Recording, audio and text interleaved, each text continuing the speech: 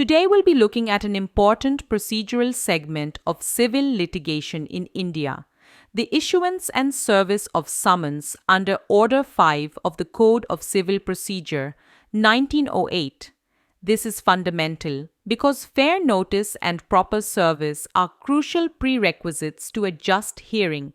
Section 1. Overview. First, a quick overview. The Code of Civil Procedure provides the rules for civil litigation in India, and within this framework, summons play a key role. A summons is the formal court order directing a party, typically the defendant, to appear in court and answer the suit leveled against them. Without it, the defendant may not even be aware of the proceedings, which would go against one of the core tenets of natural justice. Audi alteram partem, let the other side be heard. Order 5 specifically deals with the issue, that is, creation, issuance, and service delivery of summons. The goal? Ensure that a defendant is properly notified, can prepare their defense, and thereby avoid unfair ex parte outcomes. Section 2. Definition and purpose of summons. What is a summons under the CPC? Simply put, it's a court directive to a defendant. Appear on this date and answer this claim against you. It will typically contain details such as the case number, names of parties, date, time of hearing, perhaps deadline for filing a written statement. Why is issuing a summons so important? Because if the defendant doesn't get proper notice, they may be taken by surprise, unable to prepare, and may end up losing the case without a real opportunity to be heard. That would violate fairness. Issuing and properly serving a summons ensures the defendant is aware of the case and can respond. The process is transparent and fair. There is enough time for defense preparation, and the legal basis is rooted in natural justice, procedural regularity, and judicial oversight. For example, courts must confirm the summons was served according to rules. Section 3. Key provisions of Order 5. Let's dive into some of the key rules under Order 5 and their practical applications. Rule 1. Issuance of summons. After the plaint is admitted, the court must issue a summons to the defendant. The summons must clearly state sufficient case details, date of hearing, and deadline for filing written statement. Rule 5. Service of summons. Summons must be served by delivering or tendering a copy to the defendant in person or via an authorized agent. Rule 9. Mode of service. Service can also be via registered post, courier, or electronic means in certain contexts alongside personal service. Rule 15. Service on agent or family member. If the defendant cannot be found, the summons may go to an authorized agent or a family member living with them. Rule 20. Substituted service. If the defendant is evading service, the court can permit alternate methods, affixing the summons on the defendant's residence, workplace, publication in a newspaper, etc. Also important, the role of court officers. They must ensure the summons is drafted properly, that records of issuance are maintained, coordination with process servers or postal courier services is done, and affidavits of service are verified. This makes the process reliable and traceable. Section 4. Modes of service. Let's briefly review the practical ways a summons may be served.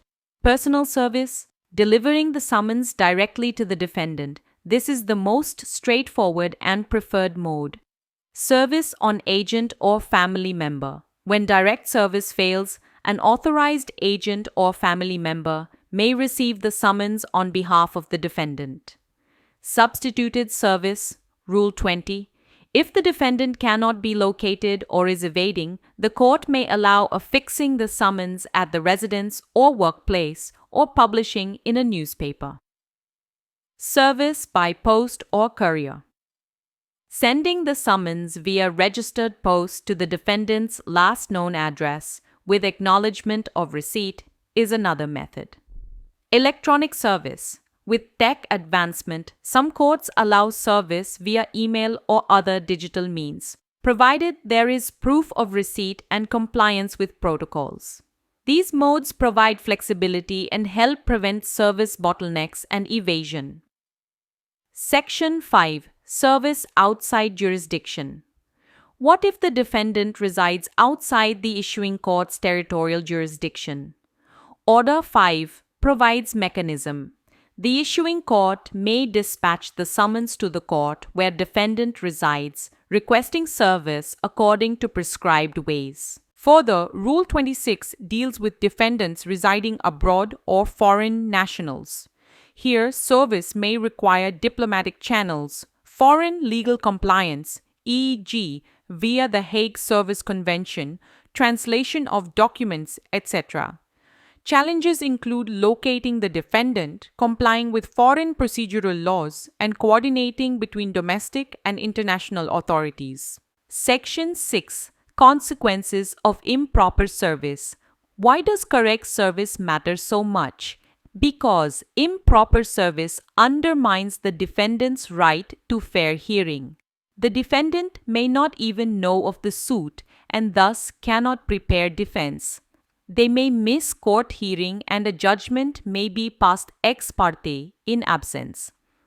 Legal remedies may be compromised. If service is defective, remedies include application under Order 9, Rule 13 to set aside ex parte decree, request to reissue summons, filing affidavit of non-service and having court investigate, using grounds of defective service in appeals or revisions.